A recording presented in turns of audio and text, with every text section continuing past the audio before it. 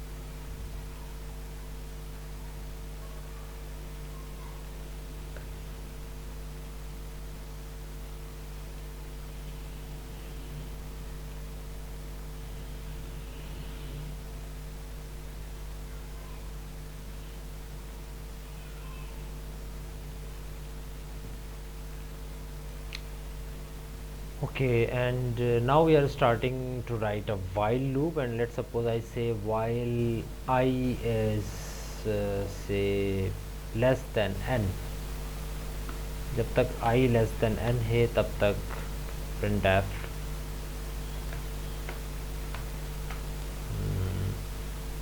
the value of I.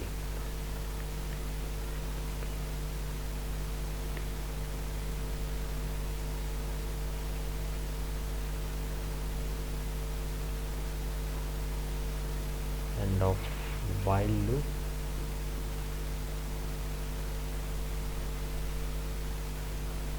हाँ, अच्छा, आई की वैल्यू क्या होगी इसके ऊपर भी बात करते हैं और फिर एंड ऑफ वाइल लूप के ऊपर आते हैं। सो ये एक छोटा सा मैंने कोड लिखा है जो कि एक्चुअली तीनों लूप्स को चला रहा होगा।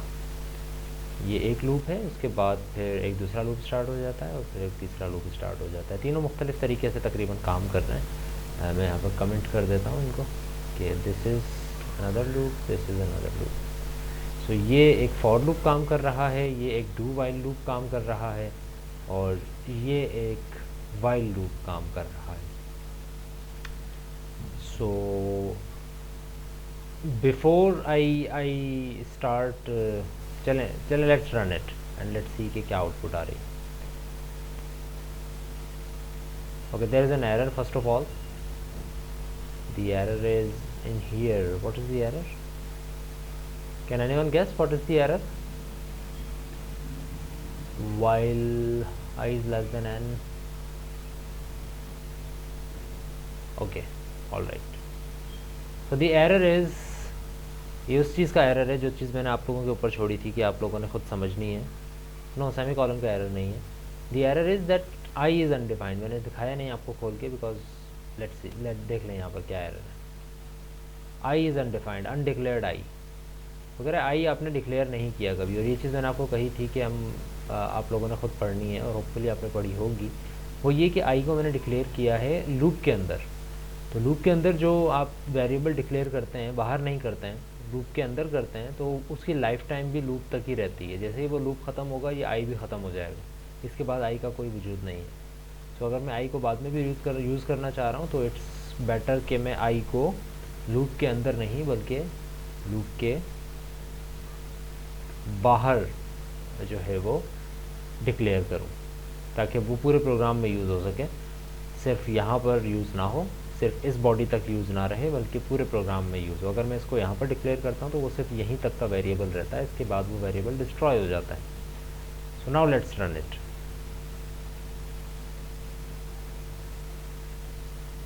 कोई हो रहा है?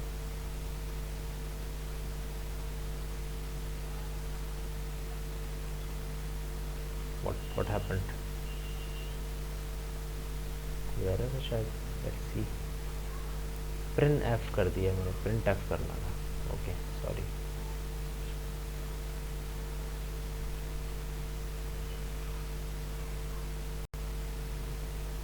अगेन कोई एरर है? इसको खोल ही देते हैं, कोड बाद में देख लेंगे. एक और जगह भी मैंने प्रिंट एफ लिख दिया है. ओके, चलिए अभी प्रिंट एफ कर दिया हमने. अब बताएं, अब भी एक ये प्रिंट एफ. क्यों भाई टी क्यों नहीं लिख रहा? कहाँ पर है एरर? फिर अच्छा, वो मैंने एक ही दफ़ा लिखा, फिर कॉपी पेस्ट किया, इस वजह से हर दफ़ा हर जगह पर जो है वो एरर आ रहा है.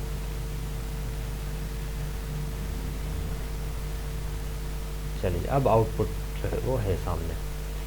तो this was your whole code, और ये रही आपकी आउटपुट. सो हुआ क्या है अभी तक ये हुआ है कि this is a do while loop इसने प्रिंट कर दिया. इसके बाद ये डू पर आ गया, यानी कि ये इस ब्लॉक को रन कर रहा है. ठीक है, डू वाले ब्लॉक को ये रन कर रहा है, और ये कह रहा है प्रिंट एंटर अ नंबर, और मुझसे कोई नंबर मांग रहा है n. फॉर एग्जांपल मैंने इसको एक नंबर दिया 3. ये 3n में चला जाएगा.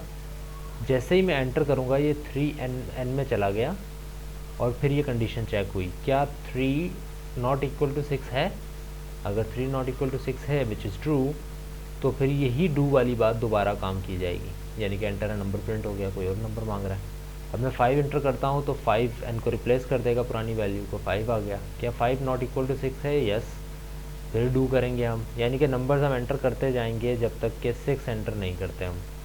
तो मैं 6 एंटर कर दूंगा, तो ये लूप ख़त्म हो जाएगा ये वाला. एंड यू विल सी कि जैसे ही मैं 6 एंटर करता हूँ, ये कंडीशन फॉल्स हो जाती है, और ये फिर दोबारा डू पर नहीं जाता, बल्कि लूप को ख़त्म करके नेक्स्ट स्टेटमेंट पर आ जाएगा, which is and of do while loop. ये इसने प्रिंट कर दिया. इसके बाद अगला काम ये हो रहा है कि this is a for loop print हो रहा है, जो कि अगला स्टेटमेंट यही है. End of do while loop के बाद क्या प्रिंट होगा? This is a for loop. अब this is a for loop क्या प्रिंट कर रहा है? 0 1 2 3 4 5. 0 1 2 3 4 5. जैसे ही आई की वैल्यू 6 हो जाती है आई प्लस प्लस से, तो 6 इज़ लेस देन n, यानी कि 6 ट्रू हो फॉल्स हो जाता है, और ये लूप ख़त्म हो जाता है, एंड ऑफ फॉर लूप हो जाता है. बट हम ये देख रहे हैं कि वाइल लूप नहीं चल रहा. This is a while loop, end of while loop. While loop को भी तो प्रिंट करनी चाहिए ना आई की वैल्यू. वाइल लूप क्यों नहीं चल रहा है, बताएं ज़रा. वाइल लूप सिर्फ कह रहा है this is a while loop, start होता है. ये तो मैंने वैसे ही लगाई हुई है स्टेटमेंट बाहर. लूप नहीं चल रहा, अंदर वाली चीज़ें क्यों नहीं प्रिंट कर रहा है. This is a while loop, end of while loop, that's it. Tell me why is this so. जी जनाब, क्या कहते हैं मुजीब, तैयब, बैलम, ज़ुहैब, क्या लगता है फैसल आपको, क्यों वाइल लूप नहीं चल रहा है या कुछ प्रिंट नहीं कर रहा है? ओके, सो फैसल अली कह रहे हैं कि आई की वैल्यू डिफाइन नहीं है इसलिए। ओके, एंड मुजीब का जवाब सही है, ऑल्दो उन्होंने पूरी तरह से एलॉबरेट नहीं किया कि क्यों हो रही है फॉल्स या क्या हो रहा है, बट ही इज़ सेइंग कि कंडीशन चूँकि फॉल्स हो रही है इस वजह से वो लूप नहीं चल रहा। So that is the right answer, because see जब आई बना तो आई की वैल्यू क्या थी, गार्बेज वैल्यू थी, और वही तरीका अगर आप ड्राई रन इसका करेंगे तो आई की वैल्यू यहाँ पर कहीं चेंज नहीं हो रही, देयर इज़ नो आई है, कुछ चेंज नहीं हो रहा है यहाँ पे। आई को सबसे पहली वैल्यू असाइन होती है 0 फॉर लूप जो कर रहा है, फिर वो अगले आइट्रेशन में 1 हो जाती है, फिर 2 हो जाती है, 3। आई जब फॉर लूप ख़त्म होता है तो आई की वैल्यू होती है 6, तभी ये स्टेटमेंट फॉल्स हो जाती है, 6 लेस देन 6। तो आई की वैल्यू 6 होती है जब ये यहाँ पर आता है, इस स्टेटमेंट को जब ये प्रिंट कर रहा होता है तो आई की वैल्यू 6 पे ख़त्म हुई भी होती है, एन तो है ही 6, एन कहीं चेंज नहीं हो रहा। तो आई की वैल्यू जब 6 होती है यहाँ पर, तो इसका मतलब है कि यहाँ पर भी 6 ही है, कोई चेंज नहीं हुआ आई की वैल्यू में, और यहाँ पर भी 6 ही है, और ऑब्वियसली एन की वैल्यू तो है ही 6। तो 6 लेस देन 6 वाइल लूप की पहली कंडीशन फर्स्ट टाइम ही फॉल्स हो जाती है, इस वजह से ये लूप नहीं चल रहा। वाइल और डू वाइल में सिर्फ ये एक सिंपल सा फ़र्क है कि वाइल लूप में अगर ये कंडीशन फॉल्स हो रही है तो लूप आप देख रहे हैं एक भी दफ़ा नहीं चल रहा, लेकिन अगर इसी स्टेटमेंट को, इसी जो है क्या कहते हैं लूप को अगर मैं डू वाइल में कन्वर्ट करता हूँ, यानी कि इसकी स्टेटमेंट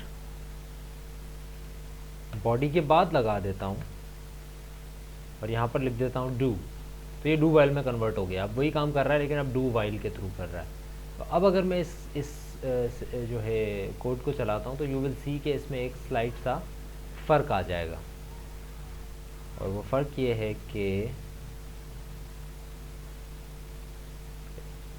पहली बात तो ये कि डू वाइल तो पहले वाला तो चल ही रहा है, वो जब तक मैं 6 एंटर नहीं करूँगा तब तक वो चलता रहेगा। जैसे मैं 6 एंटर करूँगा फॉर लूप भी उसी तरह चला जिस तरह चल रहा था, बट अब this is a while loop और एंड ऑफ वाइल लूप। इस प्रिंटिंग और इस प्रिंटिंग के दरमियान क्या प्रिंट हो रहा है, 6, यानी कि एक दफ़ा आई की वैल्यू प्रिंट हो रही है, लेकिन फिर उसके बाद जो है कंडीशन फॉल्स हो जाती है और फिर उसके बाद प्रिंट नहीं होती ना। रिमेंबर कि कंडीशन सेम है, वैल्यूज़ भी सेम है, जस्ट लूप का एक तरीक़ेकार चेंज कर देने से, एक डिफरेंट टाइप के लूप चेंज कर देने से। डू वाइल बेसिकली ये इंश्योर करता है कि आपका लूप कम अज़ कम एक दफ़ा लाजमी चले, जबकि वाइल लूप जो जिस तरह से अभी हमने देखा पिछली एग्जांपल में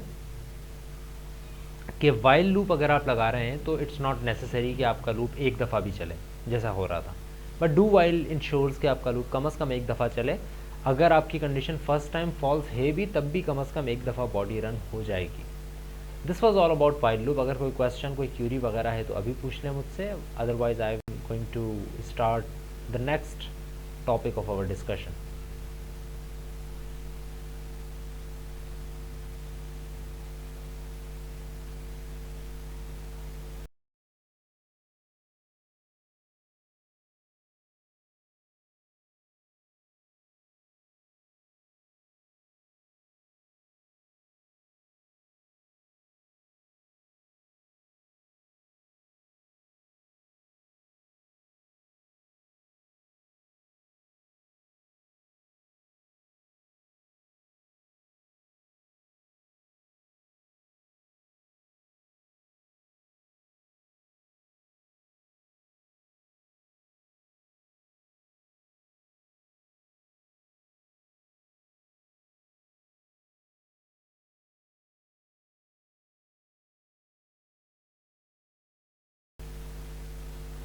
Okay, so the next thing that we are going to discuss today is a type of is a new topic.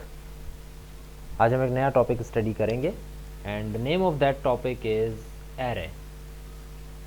Array को हम डिस्कस करेंगे, it is pronounced array, array बोलते हैं या अरे बोलते हैं, एरे को हम डिस्कस करेंगे। सो एरे एक ऐसा तरीक़ेकार है अपने वेरिएबल्स को यूज़ करने का जिसके थ्रू आप बहुत सारी चीज़ें अचीव कर सकते हैं, बहुत सारी डिफरेंट चीज़ें अचीव कर सकते हैं जो कि आप कन्वेंशनल वेरिएबल्स के साथ अचीव नहीं कर सकते। So for example I want to make a variable in C, तो मैं वेरिएबल बनाता हूँ, इंटीजर टाइप की बात करते हैं, बाकी चीज़ों पर भी फ़िलहाल नहीं जाते। अच्छा, बाकी हम सारी डेटा टाइप्स डिस्कस कर चुके हैं, इसलिए मैं हर डेटा टाइप को लेकर हर चीज़ नहीं समझाऊंगा आपको। एक डेटा टाइप को लेकर हम चीज़ समझ लेंगे और फिर बाकी डेटा टाइप के लिए वो चीज़ उसी तरह काम करेगी with slide changes. So let's suppose I am making a variable a, then b, then c, then d, then e, then f, then g, then h. ये मैंने कितने वेरिएबल बना दिए? 1 2 3 4 8 वेरिएबल बना दिए। ये 8 वेरिएबल मैंने बनाए यहाँ पे आपके सामने, ठीक है। अब फॉर एग्जांपल आप ये देख रहे हैं कि ये सारे वेरिएबल्स इंटीजर वेरिएबल्स हैं, ठीक है। अगर मैं ऐसा करूं कि बजाय इसके कि मैं ABCD नाम रख दूं, मैं इनके नाम रख देता हूं A1 A2 A3 A4 A5 A6 A7 and A8। अब भी वही 8 वेरिएबल्स बने, सारे इंटीजर वेरिएबल्स हैं, integer A1 A2 A3 A4 A5 A6 A7 A8। अब एक बात सुने, और फॉर एग्जांपल अगर मैं ये कहता हूँ कि इन सब वेरिएबल को हम असाइन करना चाहते हैं 7, इन सब वेरिएबल को क्या असाइन करना चाहता हूँ मैं, तो मैं इनिशियलाइजेशन में इनिशियलाइज कर देता हूँ इसको, बजाय इसके कि मैं अलग लिखूँ। अदरवाइज एक तरीका ये भी है कि आप अलग लिखें, आप लिखें A1 इक्वल टू 7, ठीक है, फिर लिखें A2 इक्वल टू 7। समझ रहे हैं बात? इसी तरह ये काम आप सब जगह करें, यानी कि सबके लिए।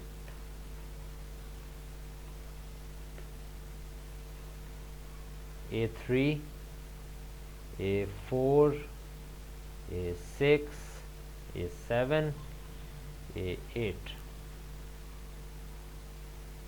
This is your A5। सबको 7 असाइन हो गया। अच्छा, अब ऐसा करते हैं कि इन सब की वैल्यूज़ को प्रिंट करते हैं, ठीक है। प्रिंट कैसे करेंगे? आप प्रिंट बताएं, सबकी वैल्यूज़ को प्रिंट करना है मुझे। प्रिंट एफ %d A1, ठीक है जी। सिमिलरली A2 3 4 5 6 7 8, ऐसा ही होगा ना?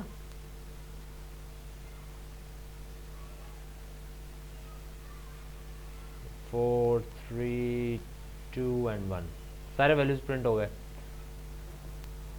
अब इसमें मसला ये जो सारा तरीक़ेकार हमने किया कि चलें ये तो 8 वेरिएबल्स हैं, थोड़ी बहुत मेहनत लगी, हमने ये काम कर लिया। व्हाट इफ़ कि 8 नहीं 800 वेरिएबल्स हैं?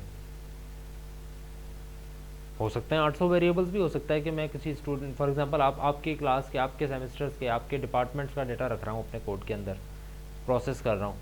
सारे स्टूडेंट्स आएंगे, अपने नंबर डालेंगे, मैं नंबर एवरेज कैलकुलेट करूँगा कितनी है, तो मेरे पास इतने वेरिएबल होने चाहिए कि मैं सब स्टूडेंट के नंबर रख सकूँ।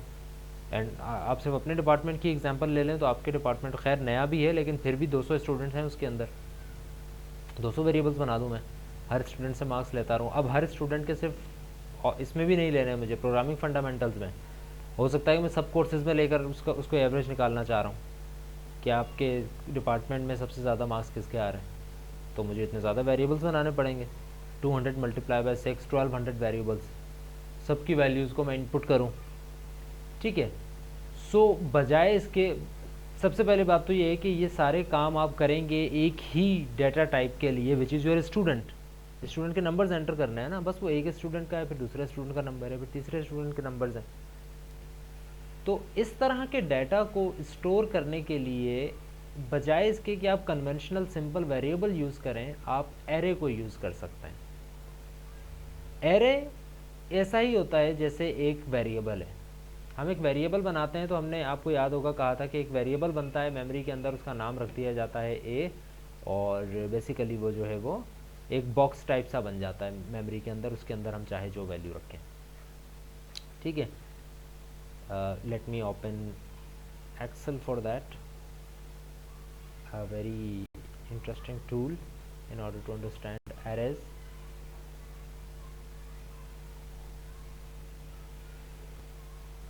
right, so जब हम simple variable सीख रहे थे तो we said कि for example this is your memory, this whole thing is your memory, और हमने ये कहा था कि if this is your memory, तो इसमें किसी एक ब्लॉक का नाम अगर मैं रख दूँ ए, इसका मतलब है कि ये मेमोरी जो है वो एक वेरिएबल बन गया, इंटीजर टाइप का ए। अच्छा, बेसिकली अगर आप इंटीजर टाइप के वेरिएबल बना रहे होंगे तो उसमें 4 जो है वो बाइट्स आते हैं। For example this is 1 byte, this is 2 byte, this is 3 byte. अब कहने का मतलब ये है कि this is 4 byte, this is another 4 bytes, this is another 4 bytes, this is another 4 bytes, this is another 4 byte, right. So आप ये calculate कर लें, या फिर आप कह लें कि let's suppose this is 1 byte, this is another byte, this is another byte, this whole thing is byte by byte. थोड़ा सा इसको हम थोड़ा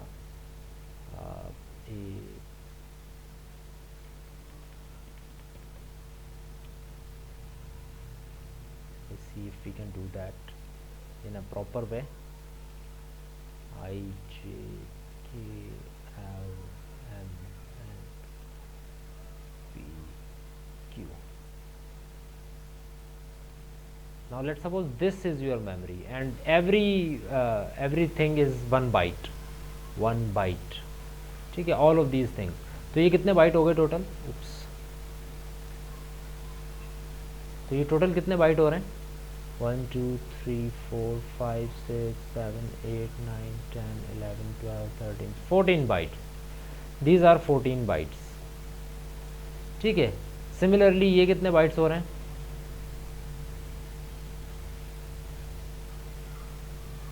sorry, 1 2 3 4 5 6 7 8 9 10 bite.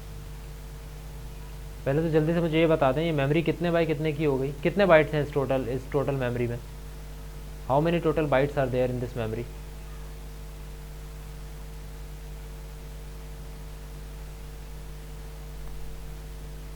One 140 bytes, good.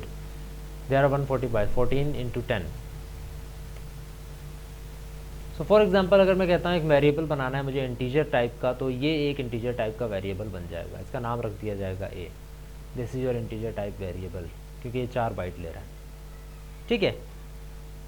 इसी तरह अब हो सकता है ये वेरिएबल ऐसे बने, हो सकता है कि ये वेरिएबल ऐसे बन जाए, ये भी 4 बाइट्स हैं और इस पूरे का नाम ए रख दिया जाए, ये भी 4 बाइट्स का एक वेरिएबल है ए, ठीक है। इनको मैं कलरिंग भी कर देता हूँ ताकि हमें अंदाज़ा हो जाए कि ये ऑक्यूपाइड मेमोरी है, ये ए हो गया और ये ए हो गया। एरेज बेसिकली ये कहते हैं कि आप एक एक करके वेरिएबल बना रहे हैं, आप ये बना रहे हैं और फिर ये बना रहे हैं, इसका नाम आप दे रहे हैं बी, ठीक है। फिर आपने एक और वेरिएबल बनाया, उसका नाम आपने दिया सी, फिर आपने एक और वेरिएबल बनाया, उसका नाम आपने दिया डी।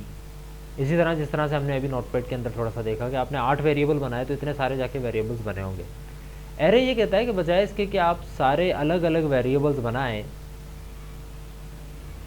अच्छा पहली बात तो ये कि जब मैं ये 8 वेरिएबल्स बनाऊंगा तो इट्स नॉट नेसेसरी कि वो ऐसे ही बने, हो सकता है कि ये ए बने, ये बी बने, सिमिलरली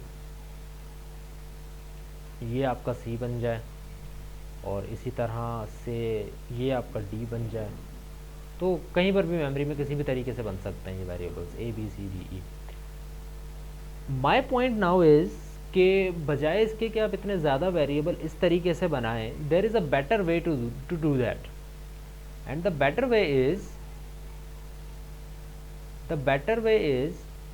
कि okay, sorry, right, I hope it's visible. The better way to do that is use array. array basically क्या होता है? array भी एक वेरिएबल होता है। जब मैं कहूँगा ना कंप्यूटर को कि वेरिएबल नहीं एक array बनाओ, तो वो मुझसे पूछेगा array का साइज़ बताओ, क्या बनाओ, कितने साइज़ का बनाओ। जैसे वेरिएबल आप बनाते हैं तो वो खुद ही अंदाज़ा लगा लेता है, अगर आपने इंटीजर बनाया है तो वो कहता है 4 बाइट्स का है। अब मैं अगर इसको कहूँगा ना कि भाई इंटीजर का एरे बनाओ, फॉर एग्जांपल मैं इसको कहता हूँ कि मेक एन एरे ऑफ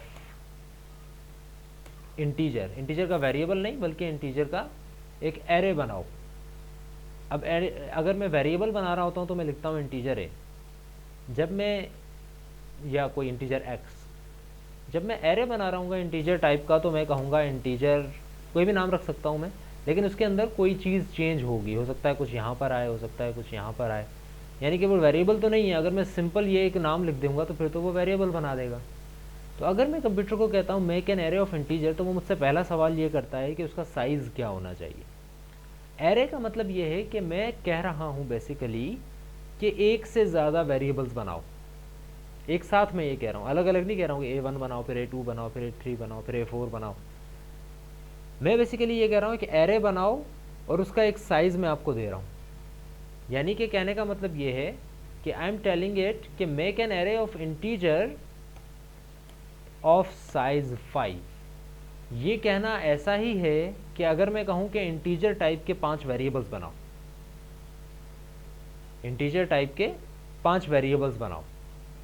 इसी तरह अगर मैं इस बात को चेंज करके लिख देता हूं और मैं कहता हूं कि make an array of character of size 14, तो मैं कह रहा हूं कि कैरेक्टर टाइप के 14 वेरिएबल्स बनाओ। ऑब्वियसली मैं अगर 14 वेरिएबल्स बनाऊंगा तो इतनी बड़ी कहानी करनी पड़ेगी, प्रिंटिंग के लिए अलग, असाइनमेंट के लिए अलग, और ये सारी चीज़ों के लिए अलग। लेकिन मैं सिर्फ एक स्टेटमेंट से सबसे पहले तो असाइन करना चाह रहा हूँ कि भाई डिक्लेयर करना चाह रहा हूँ कि एक ही मैं बता रहा हूँ एरे बनाओ और 5 का बनाओ।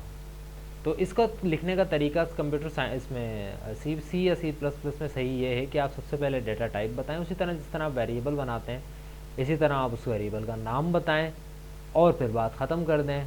यानी कि आपने अभी ये बताया कि हम वेरिएबल बना रहे हैं, लेकिन अगर आप ये कह रहे हो कि सिर्फ एक वेरिएबल नहीं बल्कि एरे ऑफ वेरिएबल्स बनाना है, एरे ऑफ वेरिएबल्स का मतलब ये है कि एक से ज़्यादा वेरिएबल्स बनाने हैं, ठीक है। सो आप उसको स्क्वायर ब्रैकेट में साइज़ भी बता दो कि भाई 4 बनाने या 40 बनाने या 400 बनाने, जितने वेरिएबल बनाने हैं आप इसको बता दो। यहाँ पे अगर मैं कहता हूँ 5 बना दो, रिमेंबर अगर मैं इसको ये कहता हूँ कि int x equal to 5, meeting will end in 10 minutes and then we will rejoin. अगर मैं इसको कहता हूँ कि 5 वेरिएबल्स बनाओ तो मैं इस तरह से लिखूँगा। फॉर एग्जांपल यहाँ पर मैंने लिख दिया इंट वेरिएबल का नाम यानी एरे का नाम होगा अब ये एंड देन 5। तो पता है क्या होगा, ये 5 वेरिएबल्स बना देगा। वो 5 वेरिएबल्स क्या होंगे? अच्छा, पहली बात तो ये इंटीजर के हैं इसलिए 4-4 बिट के ही बाइट्स के ही बनेंगे। नंबर 1, नंबर 2, नंबर 3, नंबर 4 या 5, सॉरी 5 बनाने हैं ना, 5 वेरिएबल्स इसने बना दिए 1 2 3 4 5। इस पूरे ब्लॉक का नाम, अब 5 इसने वेरिएबल बनाए लेकिन आपने 5 नाम तो नहीं रखे, आपने नाम सिर्फ x दिया है। तो इस पूरे ब्लॉक का नाम जो यहाँ पर सेलेक्ट किया गया है, इस पूरे ब्लॉक का नाम रख दिया जाएगा। मैं नाम यहाँ पर लिख रहा हूँ, ऑब्वियसली ये चीज़ मेमोरी का हिस्सा नहीं होगी। नाम इस पूरे ब्लॉक का रख दिया गया है x। अब इस पूरे ब्लॉक का नाम x है, लेकिन अगर मैं चाहता हूँ कि इसमें कोई वैल्यू मुझे स्टोर करनी है, इस वेरिएबल का एक अलग नाम है। इस वेरिएबल का नाम है, I am just using it for a better understanding of our memory. इस वेरिएबल का नाम है x0। इसी तरह इस वेरिएबल का नाम है x1। इस वेरिएबल का नाम है, क्या हुआ, x2। सिमिलरली इस वेरिएबल का नाम है x3। सिमिलरली इस वेरिएबल का नाम है x4। सो अगर मैं ये चीज़ लिख दूं अपने कोड के अंदर कि int x equal to x5, और मैं अगर चाहता हूं कि इस जगह पर 75 असाइन हो जाए, यहाँ पर 75 असाइन हो जाए, तो मैं क्या लिखूंगा, I will write x2 equals to 75। बिल्कुल उसी तरह जिस तरह मैं एक सिंपल वेरिएबल को डील करता। अगर इसका नाम a होता तो मैं लिखता ना a इक्वल टू 75, असाइन हो जाता। इसी तरह मैं अब एरे के किसी एक एलिमेंट को, एरे के एलिमेंट, एरे का जो मेंबर है या एरे का जो एक वेरिएबल है उसको मैं कह देता हूँ एलिमेंट। एरे का जो एक एलिमेंट है उसको एक्सेस करने के लिए मैंने उसका नंबर असाइन कर दिया x0 1 2 3 4। अब जैसे मैं लिखता हूँ x2 इक्वल टू 75, यहाँ पर 75 आ जाएगा। समझ में आ रही बात? फॉलो कर रहे हैं अभी तक, यस और नो? क्योंकि अब मेरी बारी आ गई है क्वेश्चन करने की। अभी तक की बातें समझ में आ गई हैं?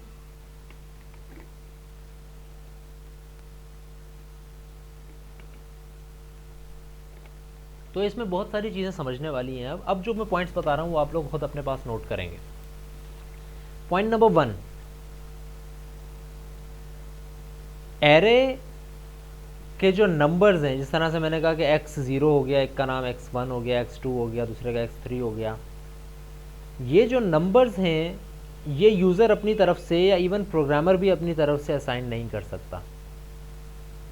एरे का जो पहला एलिमेंट होगा उसका नाम हमेशा x0 होगा, हमेशा 0 से स्टार्ट होगा, और जो सेकंड नंबर पे जो मेंबर होगा उसका नाम होगा x1, थर्ड पे होगा उसका नाम होगा x2, then x3, then x4, then x5, then x6, जितने भी आपके मेंबर्स हैं। अगर आपके मेंबर्स n हैं, यानी कि कितने भी हैं, n मेंबर्स हैं अगर आपके एरे के अंदर, तब भी वो 0 से स्टार्ट करेगा, 0 1 2 3 4, और सबसे आखिर में जो होगा उसका नाम होगा xn-1। जिस तरह से x5 के केस में हमारे पास सबसे लास्ट मेंबर x4 है, इसी तरह अगर मैं इसको कहता कि x50 मेंबर्स बनाने हैं तो इसके लास्ट मेंबर का नंबर होता है x49।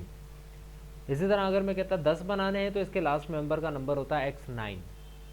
स्टार्ट हमेशा 0 से होगा और फिर 0 1 2 3 4 5 अप टू आगे तक चलते रहेंगे। ये इसकी एक प्रॉपर्टी है कि एरे का जो नंबर है, अच्छा इस नंबर को जो मैं नंबर कह रहा हूँ ना, इसका एक वो है, नाम है बेसिकली यहाँ पे, और इस नाम को कहा जाता है इंडेक्स नंबर। आप देखते हैं ना बुक्स के अंदर सबसे पहले इंडेक्स पेज आ रहा होता है जिसके अंदर नंबर्स लिखे हुए होते हैं कि कौन सा चैप्टर कौन से पेज पर है। यहाँ पर भी हम वही काम कर रहे हैं कि बेसिकली ये एक ही एक्स है सारा का सारा, लेकिन कौन से नंबर वाला एक्स है ये वो नंबर, ये नंबर ये बता रहा है कि ये कौन से नंबर पर है। 0 ये बता रहा है कि फर्स्ट नंबर पे, 1 ये बता रहा है कि सेकंड नंबर वाला है, 3 ये बता रहा है कि फोर्थ नंबर वाला है। तो ये जो नंबर है ये बेसिकली इंडेक्स नंबर कहलाता है, इंडेक्स। तो अगर एरे का इंडेक्स नंबर 0 है इसका मतलब है कि ये फर्स्ट मेंबर है ये, और ये इंडेक्स नंबर हमेशा एरे का 0 से स्टार्ट होता है। सी या C++ की बात कर रहा हूँ मैं। बहुत कम ऐसी लैंग्वेजेस हैं जिसमें एरे आप बनाओ और उसका इंडेक्स नंबर कहीं और से 1 से स्टार्ट हो।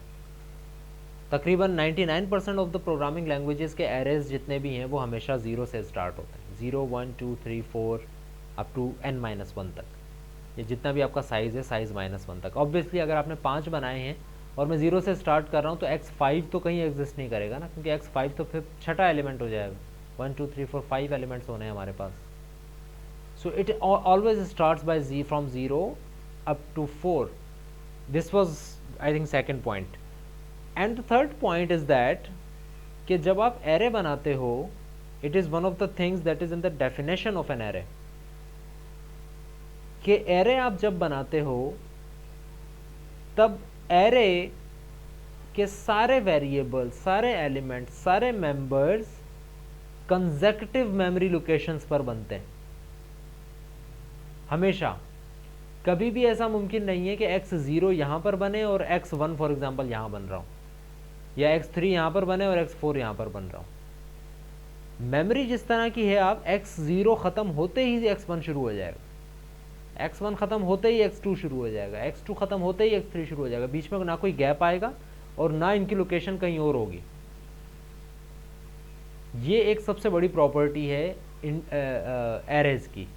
जब आप एरे बनाते हो तो आप बेसिकली कंसेक्यूटिव मेमोरी लोकेशंस ले रहे होते हो, और जब आप बताते हो ना कि एरे का साइज़ 5 होगा तो बस आप ये बता रहे होते हो कि ख़त्म कहाँ पर होना है, कि एक आपने ले लिया फिर अब लेते जाओ जब तक के 5 पूरे नहीं हो जाते। तो 5 पूरे हो जाएंगे तो आप मेमोरी लोकेशन ख़त्म कर दोगे फिर। And this is your 0th index, then first, second, third, fourth. First element, second element, third, fourth, fifth element. ठीक है, अब यही काम हम आते हैं प्रोग्रामिंग के अंदर करते हैं, और हम ये कहते हैं कि चलें लेट सपोज मैं एक एरे बनाता हूँ और एरे का नाम हम रखते हैं ARR। नाम रखा है सिर्फ मैंने, it can be x, it can be A, it can be anything, x कर देते हैं। चलें, इसका साइज़ मैं कहता हूँ भाई 3 मेंबर्स बनने चाहिए। x0 को मैं असाइन कर देता हूँ 45, x1 को मैं असाइन कर देता हूँ से 67, और x2 को मैं असाइन कर देता हूँ 98। We all know there will not be any x3, क्योंकि 3 एलिमेंट बने थे, पहला 1 था, 0 था, फिर 1 था और फिर 2 था, दैट्स इट। अब मैं इन तीनों की वैल्यूज़ भी प्रिंट करवा लेता हूँ। आई से कि प्रिंट द वैल्यू ऑफ से x0 या x0 की वैल्यू प्रिंट की जाए पहले, ठीक है। उसके बाद कंट्रोल V, x1 की वैल्यू प्रिंट की जाए, एंड देन 2 की वैल्यू प्रिंट की जाए। तो it is a simple code and you will see कि it is working and this is how arrays are declared and used and you are seeing के 3 values print हो रही हैं 45, 67, 98। ठीक है जी। सो अभी तक आई थिंक कोई क्वेश्चन नहीं होगा। बट द इशू हैपन्स कि फॉर एग्जांपल अगर मैं ये चाह रहा हूँ कि तीनों को 45 असाइन कर देते हैं, तीनों को मैंने 45 असाइन कर दिया। अब तीनों की वैल्यूज़ अगर मैं प्रिंट करूँगा तो क्या प्रिंट होगा? 45, 45, 45, क्योंकि तीनों को सिर्फ 45 ही असाइन है। ठीक है, लेकिन अब इशू ये है कि यही काम आपके सामने आउटपुट भी रखता हूँ मैं दोबारा, यही काम जो कि अभी मैंने यहाँ किया है 3 के लिए हो रहा है ना।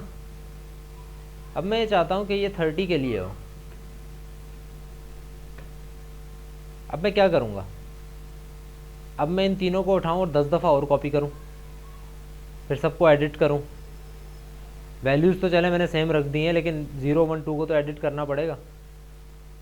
इसी तरह अगर मैं कहता हूँ कि इनको प्रिंट भी करना है तो इन 3 को कॉपी करके मैं 10 दफ़ा और पेस्ट करूँ और फिर इनकी वैल्यूज़ दोबारा चेंज करूँ।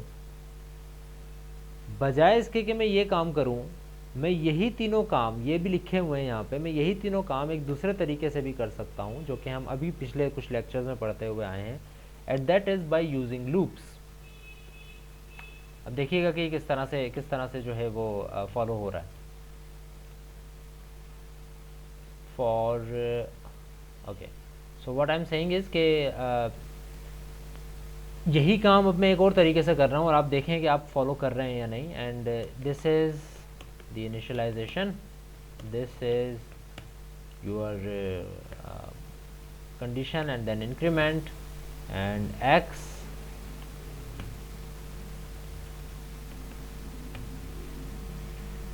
दिस थिंग जो कि मैंने सेलेक्ट की हुई है, this is an alternative for these 3 statements. तीनों को 45 असाइन कर रहा हूँ मैं, सही है। क्या होगा? मैंने 0 से स्टार्ट किया अपना इंडेक्स, सॉरी आइट्रेटर को 0 से स्टार्ट किया मैंने। आइट्रेटर इज़ लेस देन 10 जब तक रहेगा। लेस देन 3 क्यों रखा है मैंने? इसलिए रखा है क्योंकि मुझे सिर्फ 3 दफ़ा ये काम करना है। 0, 1, 2, 1, 2, 3, 3 दफ़ा काम करना है। 0 के लिए, देन 1 के लिए, देन 2 के लिए, 3 के लिए मुझे ये काम नहीं करना है। इसी वजह से 3 के लिए ये स्टेटमेंट मैंने फॉल्स कंसिडर कर ली। 0 के लिए ये ट्रू होगी और ये काम हो जाएगा। फिर अगली दफ़ा 1 के लिए ट्रू होगी, ये काम हो जाएगा। 2 के लिए होगी, ये काम हो जाएगा। एंड देन 3 के लिए फॉल्स हो जाएगी। और काम मैंने क्या किया है? मैंने कहा है कि x of i equal to 45। x of 0 नहीं, x ऑफ 1 नहीं, x ऑफ 2 नहीं, बल्कि x ऑफ i। यानी कि फर्स्ट टाइम किसकी i की वैल्यू होगी 0, तो x ऑफ 0 को असाइन हो जाएगा 45। नेक्स्ट टाइम i की वैल्यू होगी 1, तो x ऑफ 1 को असाइन हो जाएगा 45। नेक्स्ट टाइम i की वैल्यू होगी 2, तो x ऑफ 2 को असाइन हो जाएगा 45।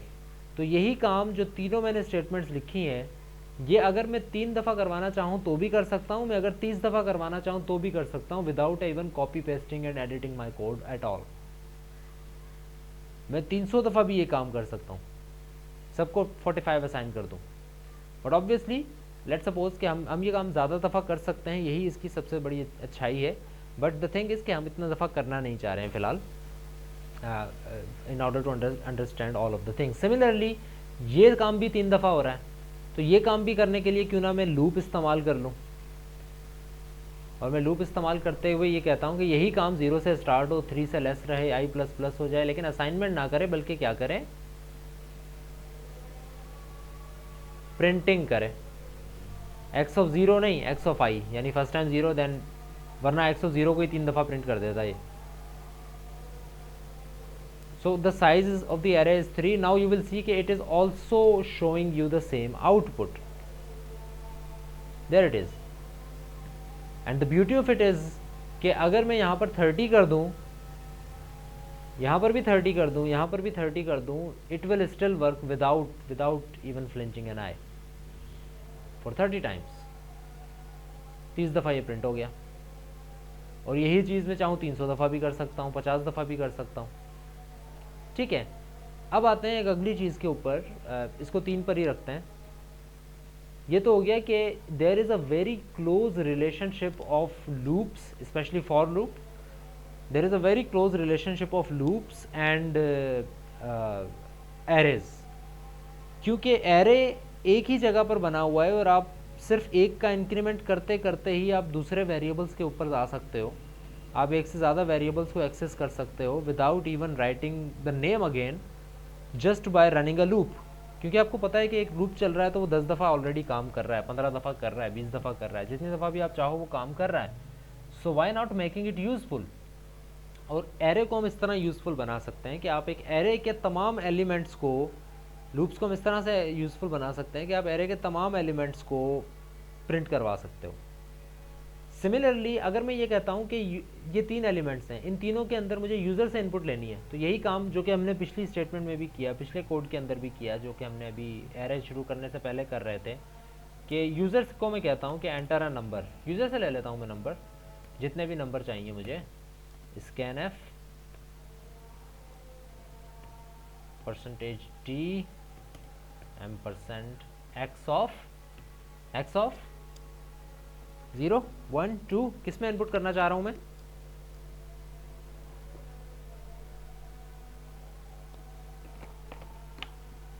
नोप, गलत फैसल।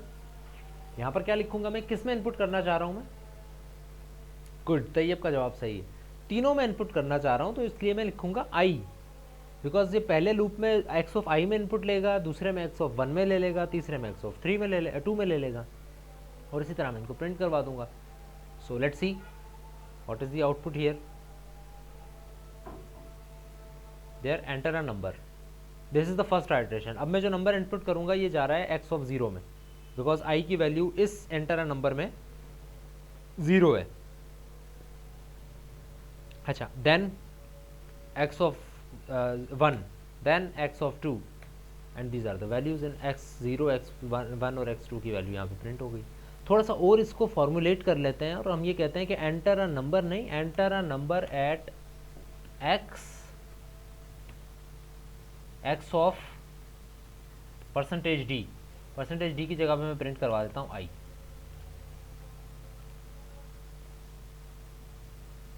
फॉलो कर रहे होंगे ऊपर आप लोग के यहाँ पे क्या हो रहा है।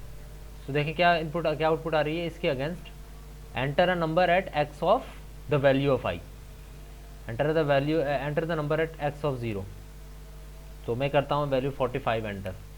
अब नेक्स्ट टाइम ये पूछ रहा है x ऑफ 1, क्योंकि नेक्स्ट टाइम i की वैल्यू 1 हो चुकी है 23। अब नेक्स्ट टाइम पूछ रहा है 2 8। इसी तरह प्रिंटिंग में भी हम यही काम कर लेते हैं, प्रिंटिंग में भी हम यही काम कर लेते हैं कि x ऑफ i, या मैंने %d होगा इन्वर्टेड कॉमास के अंदर, तो x of this is equal to this number. Now the first thing I want to print is I, the next thing is the value of x of I.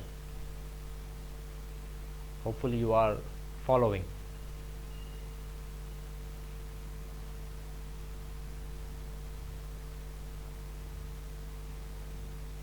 Okay, so like that. So enter a number at x0, entered, now x0 is 6, x1 is 78, x2 is 9, ठीक है। अच्छा, अब आपके लिए एक काम है, आपके एक काम नहीं है बल्कि आपने थोड़ा सा सोचना है और मुझे बताना है कि इसका सही सोल्यूशन क्या है। अभी देखें ये काम हो रहा है कि दोबारा आपके सामने रखता हूँ मैं वही चीज़ कि मैंने 3 नंबर इनपुट किया और उन तीनों नंबर की वैल्यूज़ यहाँ पे प्रिंट हो गई। मैं चाहता हूँ कि यहाँ तक कोड सेम रहे, यानी कि आपसे मांगे x0 में इनपुट करें मैं 5 में दे दूँ, x1 में इनपुट करें 6 में 4 दे दूँ, या x2 में एंटर करें मैं कोई नंबर दे दूँ, लेकिन जो प्रिंट कर रहा है ना x0 5, x1 4, x2 6, ये नंबर रिवर्स ऑर्डर में प्रिंट हो। यानी कि सबसे पहले मुझे ये प्रिंट होता हुआ नज़र आए कि x2 6 है यहाँ पर, फिर ये प्रिंट होता हुआ नज़र आए कि x1 4 है, और फिर ये प्रिंट होता हुआ नज़र आए कि x0 5 है। रिमेंबर कि ये सिंपली आपने एक्सप्लिसिटली प्रिंट नहीं कर देना है, लूप्स को यूज़ करते हुए ये काम करना है, ताकि ये अगर 3 के लिए काम कर रहा हो तो 10 के लिए भी काम करे, 100 के लिए भी काम करे। अलग से ये नहीं कहिएगा कि लूप हटा दें और सिर्फ ये तीनों की वैल्यू ही प्रिंट कर दें, नहीं, मैं रिवर्स ऑर्डर में प्रिंट करना चाह रहा हूँ। जो लास्ट इनपुट किए मैंने वो पहले आए, जो सेकंड लास्ट की है वो उसके बाद आए, और फिर इस तरह चलता रहे, और जो सबसे पहले इनपुट की थी मैंने वो सबसे लास्ट में मुझे बताया कि वैल्यू क्या थी। ये पूरी चीज़ बिल्कुल लास्ट में आई। ये नहीं है कि x0 की जगह वो 6 को प्रिंट कर दे, x0 की वैल्यू 6 थोड़ी है, x0 की वैल्यू तो 5 है। ये पूरी चीज़ एंड में आएगी, और ये पूरी चीज़ इस जगह पर आएगी। So can you tell me कि कैसे हो सकता है ये काम? काफ़ी वाइल्ड गैस किया है मुजीब ने, एंड इज सेइंग के -2 कर दें। कहाँ पे? यहाँ पे कह रहे हैं -2 कर दें, i-2 ऐसा कह रहे हैं। क्या कहना चाह रहे हैं बताएं ज़रा, अपने सब आइडियाज़ बताएं, क्या आपको लगता है क्या करना चाहिए? हो सकता है कोई आइडिया उसमें से सही भी हो। इंडेक्सिंग -2 कर दूँ? कैन यू प्लीज़ एलाबोरेट मोर? मैं समझ नहीं पा रहा हूँ एक्चुअली कि आप क्या कहना चाह रहे हैं। इंडेक्सिंग -2 कर दें, यहाँ पर -2 कर दूँ? अच्छा, आप ये कह रहे हैं -i। आपने -2 लिख के भेजा था, इस वजह से आई एम गेटिंग कन्फ्यूज कि -2 किस में से करूँ मैं। ये -i कर दो सिर्फ।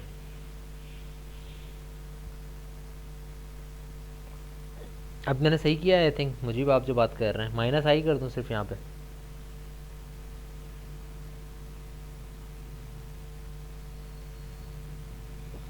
बाकियों को क्या लगता है? Tayyab, Faisal, Sohaib Ali?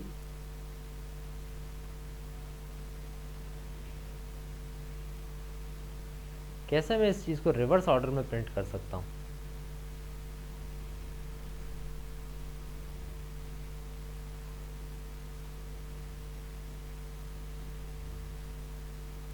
Take a minute and then tell me.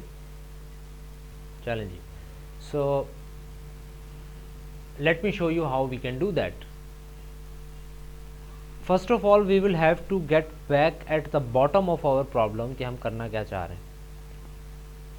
ठीक है, इट्स नॉट लाइक कि आप सब चीज़ों को एक साथ सोचें कि क्या करना चाह रहे हैं। सबसे पहले हम for example this is 6, this is 45, this is 55, ये 3 वैल्यूज़ आ रही हैं।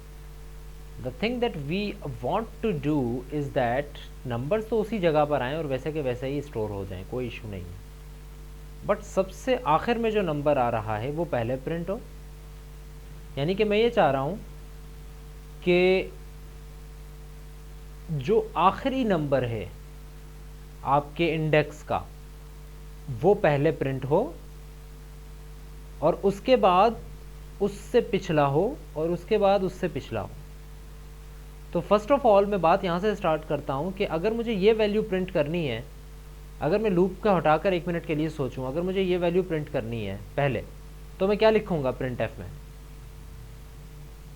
यहाँ पर अब आप लोगों की हेल्प चाहिए मुझे। लूप को मैंने फ़िलहाल हटा दिया, और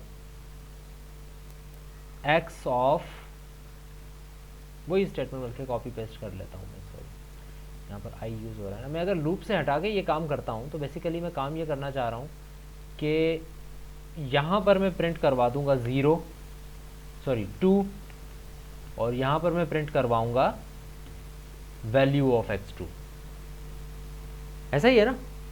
देखें, ये चीज़ पहले प्रिंट करवाना चाह रहा हूँ कि इंडेक्स नंबर 2 पे पड़ी हुई value, this is the index number which is 2।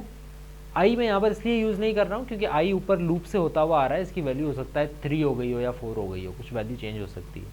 मैं अभी फ़िलहाल समझने के लिए अपने यहाँ पर लिख रहा हूँ कि सबसे पहले 2 की वैल्यू आनी चाहिए x2, ठीक है। या फिर इसको ऐसे कह लें कि मैं यहाँ पर 2 नहीं लिखना चाह रहा हूँ, मैं यहाँ पर लिखना ये चाह रहा हूँ कि x ऑफ, यहीं पर लिख देता हूँ मैं 2, चलें ये लें। सबसे पहले मैं ये प्रिंट करना चाह रहा हूँ कि x of t2 equals to x2। इसके बाद मैं क्या प्रिंट करना चाह रहा हूँ? x of 1 equals to x1, और सबसे आखिर में मैं क्या प्रिंट करना चाह रहा हूँ? x of 0 equals to x0। ये 3 चीज़ें प्रिंट करना चाह रहा हूँ ना मैं। यही काम लूप में भी हो रहा है, लेकिन लूप में फॉरवर्ड हो रहा है, हम बैकवर्ड्स करवाना चाह रहे हैं। लूप में पहले 0 से आ रहा है, फिर 1 आ रहा है, फिर 2 आ रहा है। आप मुझे ये बता सकते हैं कि लूप में पहले 0 वाला प्रिंट क्यों हो रहा है, पहले 1 वाला क्यों नहीं हो रहा, या पहले 2 वाला क्यों नहीं हो रहा? ये तो बता दें कम से कम। लूप में पहले 0 ही वाला क्यों प्रिंट हो रहा है? 1 वाला भी तो हो सकता है, 2 वाला भी तो हो सकता है। क्या वजह है कि सिर्फ 0 वाला ही सबसे पहले प्रिंट हो रहा है हमेशा?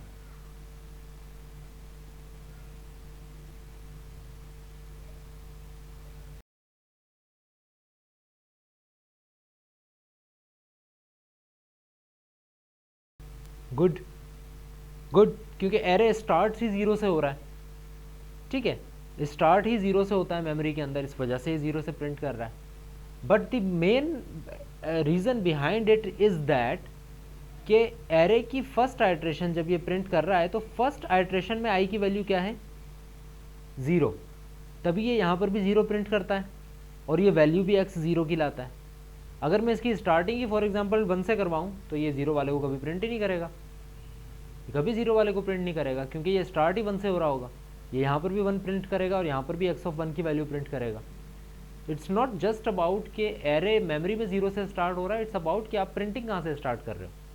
अगर मैं यहाँ 1 से स्टार्ट कर दूंगा तो फिर x 0 तो कभी प्रिंट नहीं होगा ना। Are you following me? Yes और नो? सो मेमोरी में बेशक 0 से स्टार्ट होकर 10 बने हुए हों, लेकिन अगर मैं एरे को स्टार्ट ही प्रिंटिंग बोलूँगा 5 से करो तो वो 5 से स्टार्ट कर देगा, वो 6 से स्टार्ट कर देगा, वो 7 से स्टार्ट कर देगा। लेकिन मैंने यहाँ पर स्टार्ट ही 0 से किया क्योंकि मैं सारे मेंबर्स को प्रिंट करवाना चाह रहा था, तो मैंने कहा 0 से स्टार्ट करो, तभी यहाँ पर 0 प्रिंट हुआ और इसने सबसे पहले वैल्यू x 0 की प्रिंट की। लेकिन अब अगर मैं ये चाह रहा हूँ कि सबसे पहले वैल्यू 0 की नहीं बल्कि किसकी प्रिंट हो? x ऑफ 2 की, तो इसका मतलब है कि सबसे पहले मैं लूप को स्टार्ट करूँगा 2 से, यानी कि सबसे पहले लूप अब किसकी स्टेटमेंट प्रिंट होगी? x ऑफ 2, और यहाँ पर x ऑफ 2 की वैल्यू प्रिंट हो जाएगी। ठीक है, इसको मैं मिटा रहा हूँ अब 1 मिनट, या चलें कमेंट कर देता हूँ, मैं इसके ऊपर दोबारा आना चाहता हूँ, कमेंट कर रहा हूँ मैं इसको। तो अब मैं इसको चलाता हूँ फॉर एग्जांपल, क्या कहते हैं, क्या आउटपुट आनी चाहिए? सारी इनपुट्स करने के बाद क्या आउटपुट आनी चाहिए? अब मैं एंटर नहीं कर रहा हूँ फिलहाल, आपसे पूछ रहा हूँ, अगर मैं यहाँ पर भी एंटर कर देता हूँ और ये लूप इस तरह से चल रहा है तो क्या आउटपुट आएगी?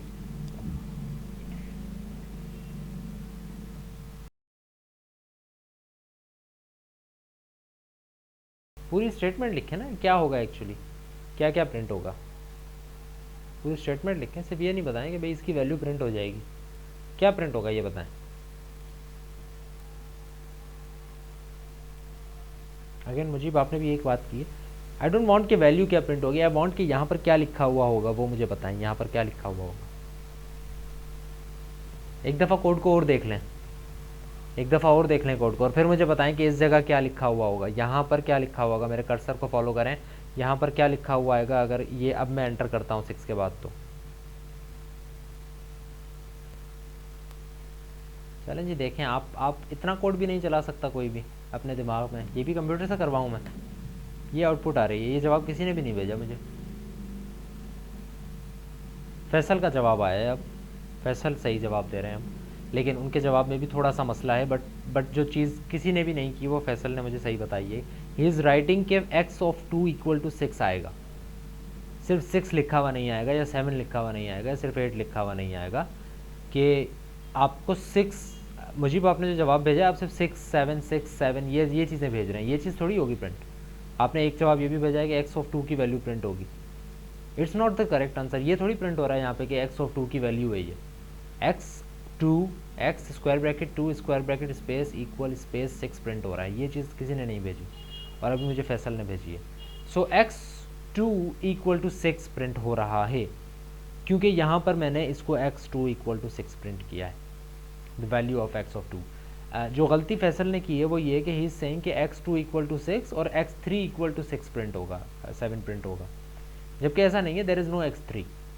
So this loop is starting from 2, ये लूप हमेशा 2 से स्टार्ट हो रहा है। सबसे पहले जब ये 2 से स्टार्ट हो रहा है तो 2 पे कंडीशन चेक होगी कि 2 लेस देन 3 है, यस, इस वजह से प्रिंट हो जाएगा x of 2 equals to the value of x2।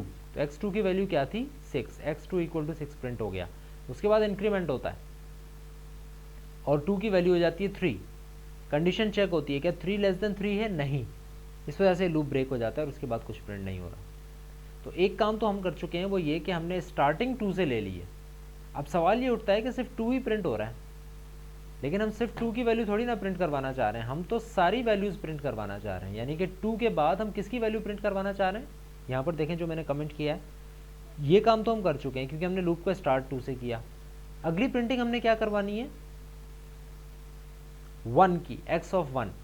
जब x ऑफ 1 की वैल्यू प्रिंट करवानी है तो इसका मतलब है कि इस 2 को अब मुझे इंक्रीमेंट करके 3 तक नहीं लेके जाना, बल्कि क्या करना है, यानी कि नेक्स्ट आइट्रेशन में, पहली में तो 2 प्रिंट हो गया, 2 की वैल्यू प्रिंट हो गई।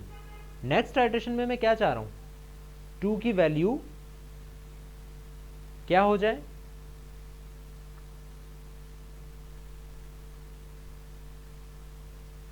Yes Tayyab, right. Anyone else want to add something? Great, Faisal का जवाब is good. What do you think, क्या कहते हैं मुजीब, सुहैब?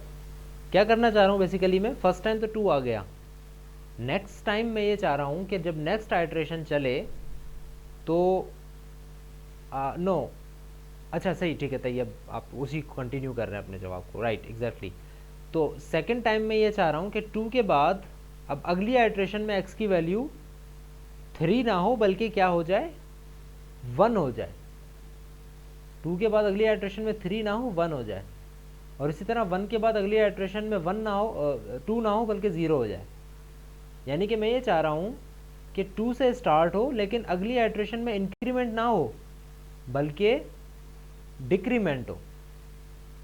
स्टार्ट 2 से करें, 2 पे प्रिंट हो जाए, डिक्रीमेंट करें यानी कि अगली दफ़ा 1 हो जाए वैल्यू, चेक करें सही है या नहीं, प्रिंट कर दें। फिर इसी तरह चेक करें सही है या नहीं, प्रिंट कर दें, ठीक है।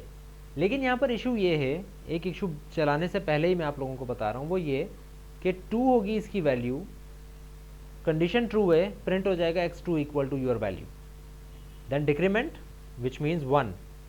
अब x क्या 1 के ऊपर ये कंडीशन ट्रू है, 1 लेस देन 3, यस, तो प्रिंट हो जाएगा x1 इक्वल टू वो वैल्यू जो आप प्रिंट करना चाह रहे हैं। इसके बाद एक और डिक्रीमेंट होगा, हो जाएगी 0, क्या 0 लेस देन 3 है, यस, x 0 के ऊपर जो वैल्यू है वो प्रिंट हो जाएगी। इसके बाद होगा डिक्रीमेंट, x की i की वैल्यू हो जाएगी -1, 0 - 1 इज -1, सो -1 क्या लेस देन 3 है, यस।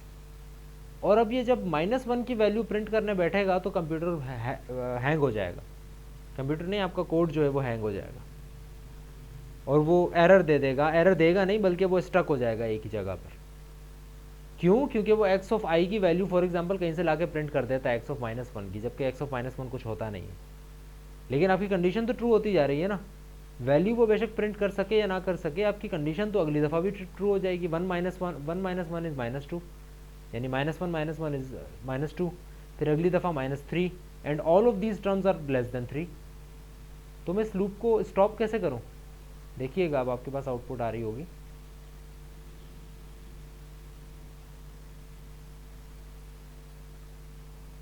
ठीक है, ये देखें यहाँ तक तो बात सही है, 5 दिया आपने, 6 दिया, कोई एक और नंबर दिया। अब देखिएगा इसके बाद ये प्रिंटिंग 3 की करेगा लेकिन उसके बाद प्रोसेस रिटर्न वाला प्रोग्राम ख़त्म नहीं होगा बल्कि स्टक हो जाएगा सी, बल्कि ये इस तरह चलता जा रहा है। व्हाट इज़ द एरर है कि ये माइनस करता जा रहा है बार बार और हर माइनस की वैल्यू लेस देन 3 आ रही है और ये हमेशा चलता जा रहा है और ये तब तक चलता जाएगा जब तक कि मेरे कंप्यूटर की रैम पूरी है ना ले ले और एक जगह पर आके स्टक ना हो जाए। ये हमेशा चलता रहेगा एंड यू आर सीइंग कि हर दफ़ा -1 -1 -1 होता जा रहा है। बंद कर दिया है मैंने इसको। सो हमें बंद कैसे करना चाहिए? हमने स्टार्ट तो 2 से कर लिया और हमने कहा 2 के बाद 1 आए, 1 के बाद 0 आए, 0 के बाद कुछ नहीं आए। लेकिन so what should be the condition? Condition अगर लेस देन 3 हम रख रहे हैं तो वो 2 के ऊपर, 1 के ऊपर, 0 के ऊपर सही काम कर रही है लेकिन रुक नहीं रही है फिर कभी। इसका सोल्यूशन बताएं कि कैसे हम सॉल्व करें यहाँ पे अब इसको। राइट एग्जैक्टली, क्योंकि हम 2 से स्टार्ट कर रहे हैं। मुजीब ने जो बताई कंडीशन सही है।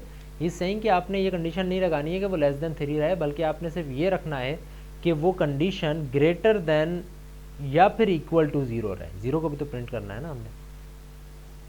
अगर 0 को मैं नहीं प्रिंट करूँगा तो फिर तो तीसरी वैल्यू प्रिंट नहीं होगी। तो जब तक ग्रेटर देन या इक्वल टू 0 है तब तक चलती रहे। 2 से स्टार्ट हो, 1 पे भी चले, 0 पर भी चले, लेकिन उसके बाद जैसे -1 होगा तो ये कंडीशन फॉल्स हो जाएगी और सिर्फ आपको जो है 3 वैल्यूज़ रिवर्स ऑर्डर में प्रिंट होती हुई नज़र आएंगी, लाइक दिस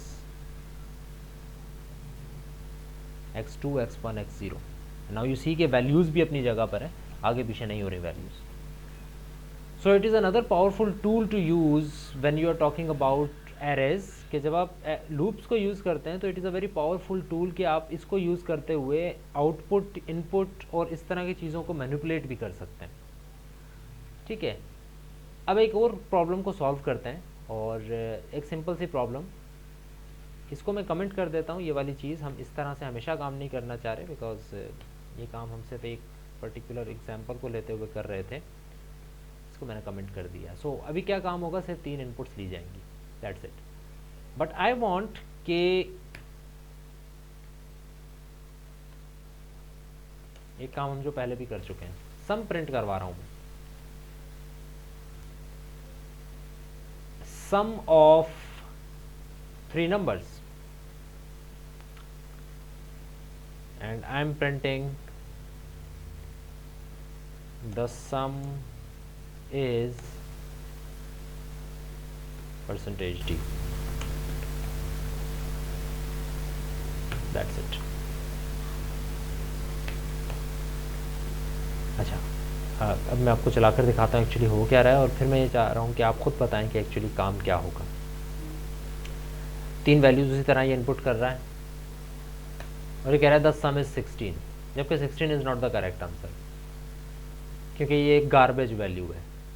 ये गार्बेज वैल्यू मुझे दे रहा है 16, कहीं से कोई असाइन नहीं हो रही है वैल्यू। सम को हमने कभी कोई असाइन ही नहीं की, तो वो कैसे सम को जो है वो 16 प्रिंट कर रहा है। तो this is a garbage value. अब तीनों वैल्यूज़ तो आ गई। आई वांट कि यहाँ पर हम कोई ऐसा काम करें कि जो 3 वैल्यूज़ यूज़र ने इनपुट की हैं वो तीनों आपस में सम हो जाएं, यानी कि तीनों आपस में ऐड हो जाएं और उनकी एडिशन इस सम में आ जाए। यहाँ पर मुझे वो काम करना है। Can you tell me how to do it? बेशक टुकड़ों टुकड़ों में बताएं, यानी कि आप कंप्लीटली तो नहीं बता सकते इस तरह लिखकर ऑब्वियसली, बट टुकड़ों में बताएं कि आपको क्या क्या करना पड़ेगा। आपके जहन में क्या आ रहा है कि ये करना पड़ेगा, फिर ये करना पड़ेगा, या साथ साथ ये भी करना पड़ेगा, ये मुझे बताएं ज़रा। मुझे थोड़ा सा इसमें गलती हो गई है आपसे, वैसे तो खैर कम्प्लीटली ये सही भी नहीं है, बट ये है कि आप कह रहे हैं कि x प्लस आई कर दें, तो आई के ऊपर तो मैं बहस नहीं कर रहा हूँ, but x is, there is no such thing as x। x तो पूरे एरे का नाम है। आप जब एरे को प्लस करते हैं ना, तो x सिंपल, अगर आप सिंपल x लिखेंगे तो it is just the name of the array. ये किसी वेरिएबल की वैल्यू स्टोर नहीं कर रहा होगा।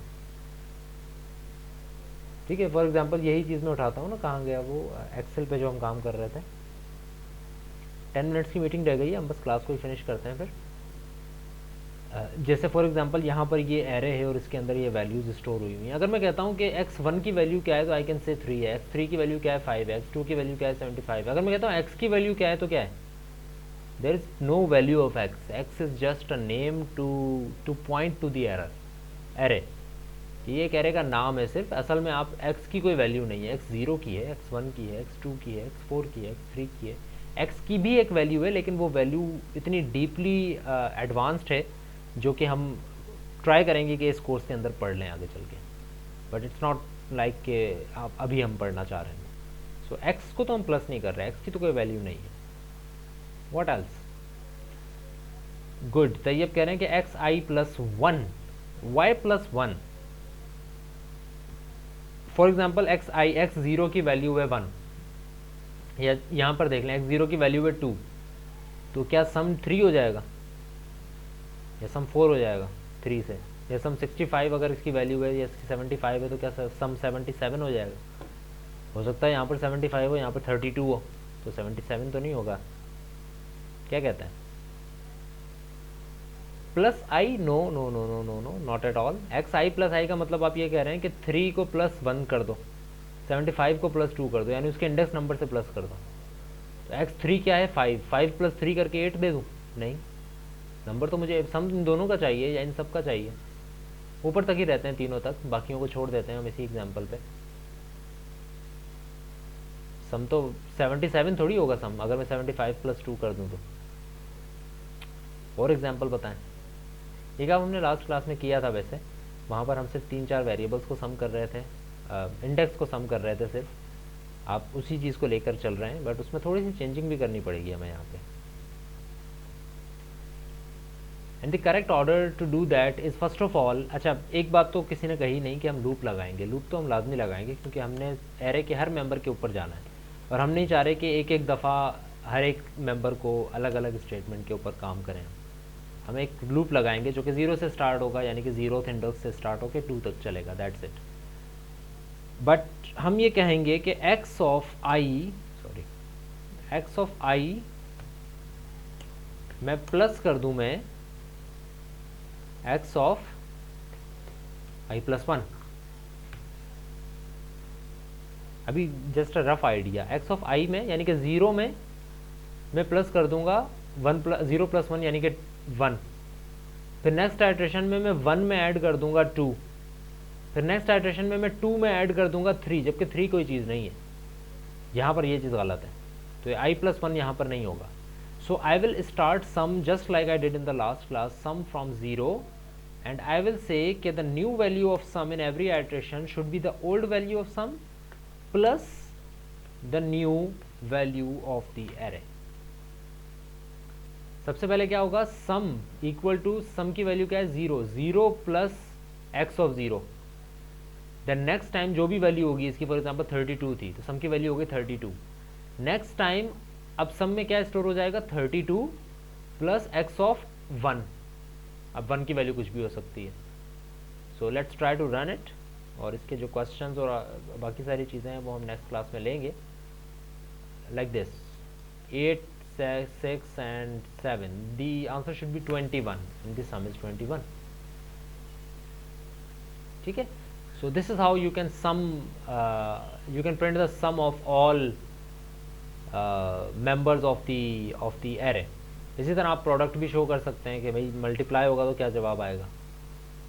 ठीक है, इसी तरह एक और छोटा सा काम कर लेते हैं, इस 4 के अंदर एक कंडीशन लगा देते हैं कि आप सारे मेंबर्स को देखें, लेकिन अगर आपका member for example less than 6 है तो उसको प्रिंट करें सिर्फ,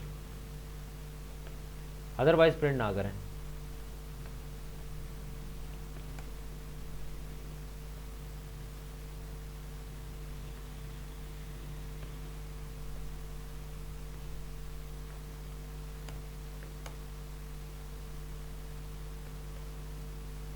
I think statement. So printing में सबकी कर रहा हूँ, लेकिन सिर्फ उन मेंबर्स की कर रहा हूँ जो कि 6 से छोटे हों। फॉर एग्जांपल मैं कहता हूँ दिस, एक नंबर ये है, एक नंबर ये है, एक नंबर ये, लेकिन प्रिंट आप देख रहे हैं सिर्फ x0 = 4 हो रहा है, क्योंकि लूप सब पे चल रहा है, 0 पे भी, 1 पे भी, 2 पे भी, लेकिन सिर्फ ट्रू उस पर हो रहा है, जो कि जब ये स्टेटमेंट जब ट्रू हो रही है जब x of i is less than 6। So we can do many more things. Again I will say कि आप जाकर एक्सरसाइजेस करें मुख्तलिफ तरह की, लाइक अ सिंपल एक्सरसाइज जाके करें कि आप टेबल को प्रिंट करें, 2 1 2 2 2 2 2 4 2 3 6, ये सारा टेबल प्रिंट करें 2 का। यूज़र से इनपुट लें नंबर और उसका टेबल प्रिंट करें। सिमिलरली यूज़र से एक नंबर लें और चेक करें कि वो नंबर प्राइम नंबर है या नहीं। सिमिलरली यूज़र से एक नंबर लें और चेक करें और उतने नेचुरल नंबर्स प्रिंट कर दें। यूज़र से एक नंबर लें और उतने इवन नंबर्स प्रिंट कर दें। ये बहुत कॉमन सी जो है वो एक्सरसाइजेज हैं जो कि आप कर सकते हैं, ईजीली कर सकते हैं। ठीक है, जैसे कि फॉर एग्जांपल मैं यूज़र से एक नंबर लेके उतने इवन नंबर्स प्रिंट करता हूँ। तो फॉर एग्जांपल मैं यूज़र को ये कहता हूँ कि इंटीजर n एक फॉलो कर रहा हूँ मैं, एंड यूज़र को मैं कहता हूँ कि print f enter a number, उससे एक नंबर मैं इनपुट लेता हूँ,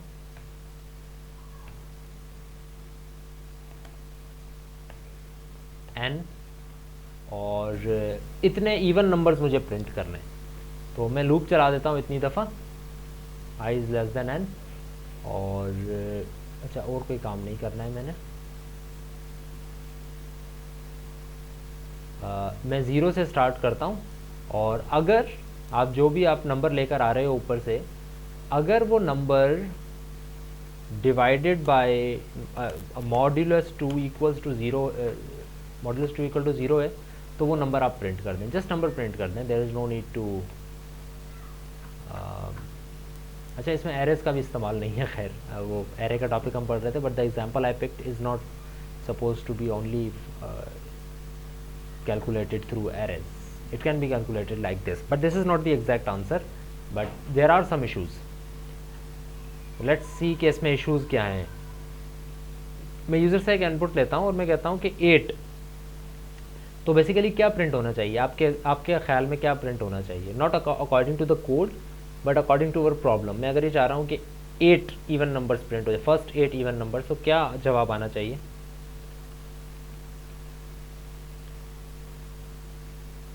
जस्ट 4? एक ही मैसेज में जवाब अगर लिख दें तो ज़्यादा बेहतर है।